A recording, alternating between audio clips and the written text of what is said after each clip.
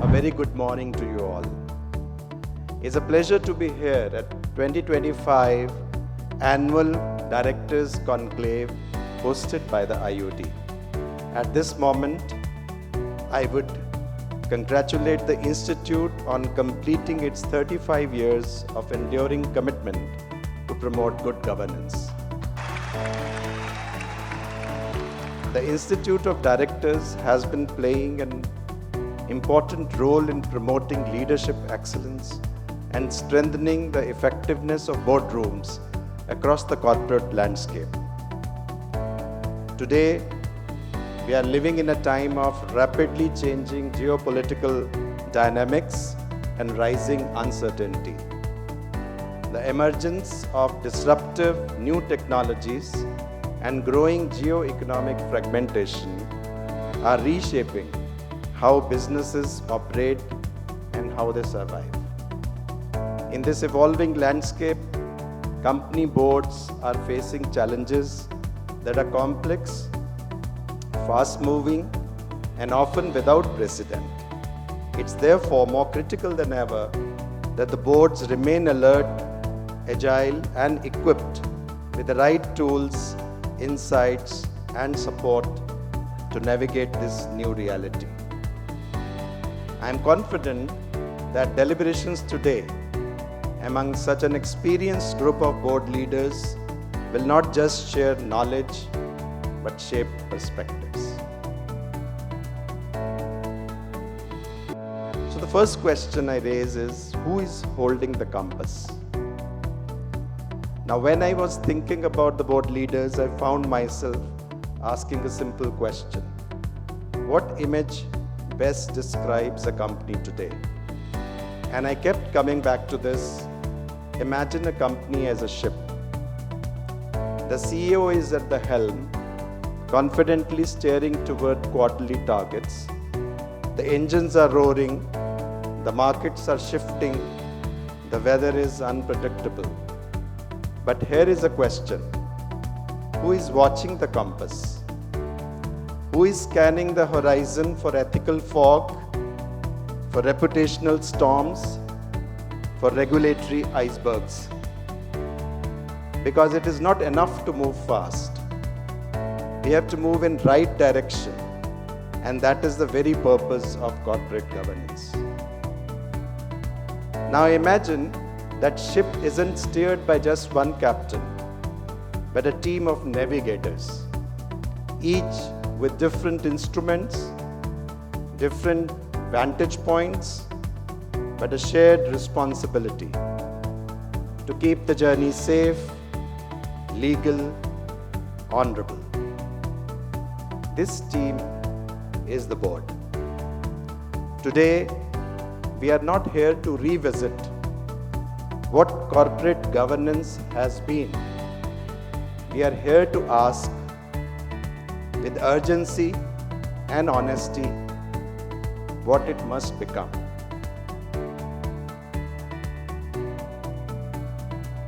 Where we stand. Let's begin with where we stand. India has made remarkable progress in governance. In listed space, SEBI has progressively deepened the framework for corporate governance over the past 2 decades. With the revision in the Companies Act 2013 and the codification of listing obligations under the SEBI LODR regulations, we have laid down detailed requirements regarding the composition, independence, and responsibilities of board and their committees, including audit, nomination, and remuneration, and risk management committees. Beyond structural mandates, this framework also conveys core principles that capture the spirit of effective board conduct.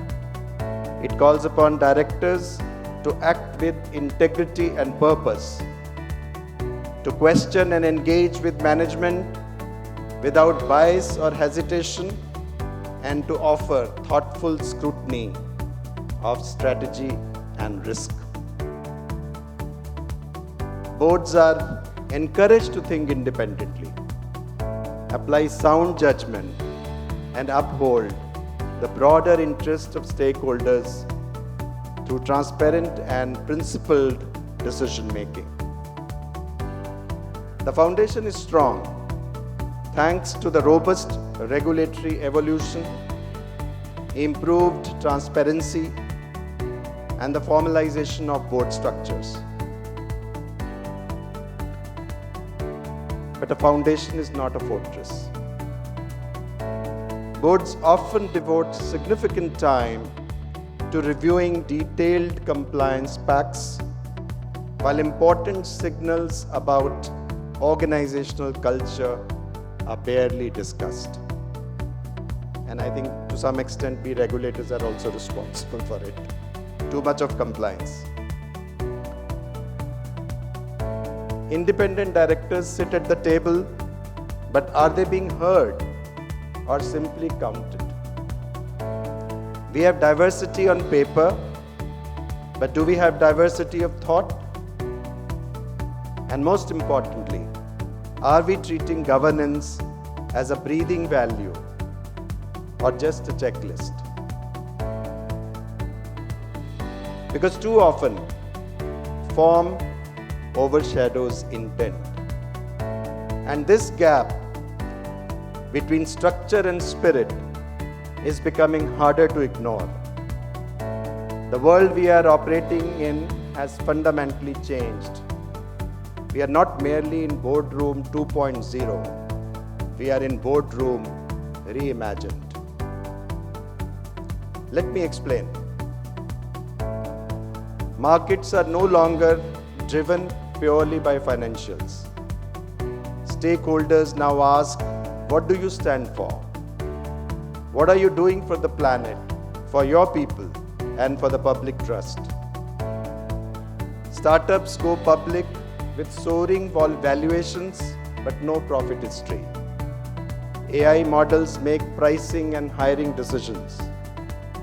Reputational damage spreads faster than we can respond. Boards, however, haven't evolved at the same pace. We are still equipping ourselves with analog tools in a digital, decentralized, high-stakes environment. The boardroom of tomorrow will need different instincts, different questions, and different courage. So how do we get there? Let me offer some important shifts we must make for shaping tomorrow's board. First, we must shift from compliance to culture. Governance is no longer just about policies. It's about tone, about behavior, and about values in motion. Does the board talk about succession planning or only CEO compensation?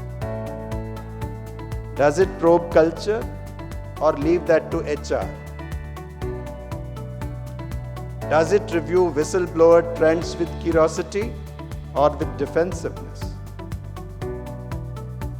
Because what gets discussed signals what gets valued. We must begin treating culture as a board-level responsibility, just like financials, risk, or strategy. Second, we need to redefine the role of independent directors. We cannot continue to view them as honorary appointees or friendly critics. They must be viewed and treated as stewards of accountability. This requires change on three fronts. First, selection. Let's move beyond familiar networks and known circles. Let's draw from diverse experiences, different sectors, younger professionals, regional voices. Orientation. Many directors are highly qualified but unfamiliar with emerging risks, whether that is AI governance, cyber threats, or ESG disclosures. Orientation should be ongoing, not just a one-time induction. Perhaps most important, psychological safety. Independent directors must feel free to dissent, to question if the information is not robust. Because a board that never disagrees is not aligned, it is asleep. Divergent views, when rooted in purpose and mutual respect, strengthens the board. They test assumptions, lead to deeper discussions and a constructive decision making. Let me come to the third point. We must embrace governance technology. Let's stop viewing digital tools as burdens or threats. Today's boards can and should demand real-time dashboards that provide meaningful insights, not just volumes of PDF reports. Imagine dashboards that track red flag employee exits, whistleblower complaints, ESG trends, or vendor concentration risks, and bring them to the board's attention before they hit the news. Governance intelligence must become as routine as financial intelligence. The fourth point, we need diversity that goes beyond demography. Gender diversity, regional representation, generational diversity all matter deeply. But what we need more of is cognitive diversity. We must ask, do we have enough contrarian thinkers in the room? Do we have people who see risk differently, not more fearfully, but more perceptibly? Because true board strength may not necessarily come from agreement. It may instead come from friction, respectfully managed, optimal, and constructive. Now let's take a moment and reimagine the boardroom of the future. It's not a ceremonial forum, but a learning organization. It doesn't just protect company value, it creates long-term stakeholder trust. It doesn't avoid the uncomfortable questions, it insists on them to open up the blind spots. And it understands that its duty is not just to promoter or the quarterly target, but to the integrity of the institution. So where does that leave us? As directors, as independent voices, as stewards, it leaves us with opportunity and responsibility. Because the truth is, regulators can mandate structure, but they cannot mandate courage. Only boards can do that. Only directors can shape the quality of questions that get asked and the clarity of answers that are demanded. And this is not just about risk avoidance, it's about strategic edge. Boards that reflect, challenge, and learn can outperform. Boards that listen deeply, retain trust during crisis, and boards that govern with integrity don't just survive, they lead. Let me end with this thought. The real test of governance is not during steady growth, it's when something goes wrong. When a whistleblower email lands, when a social media campaign questions your ethics, when performance dips and pressure rises, that's when your governance model speaks loudest. And what it says depends not on your policies, but on your people. So let's invest in shaping those people for the boardroom of tomorrow. Not because regulators expect to, but because the future deserves it. Thank you. Jai Hind. With this, we release the convention souvenir. Thank you very much, dignitaries, for doing the honors. Thank you for your gracious presence. Log on to www.iodglobal.com.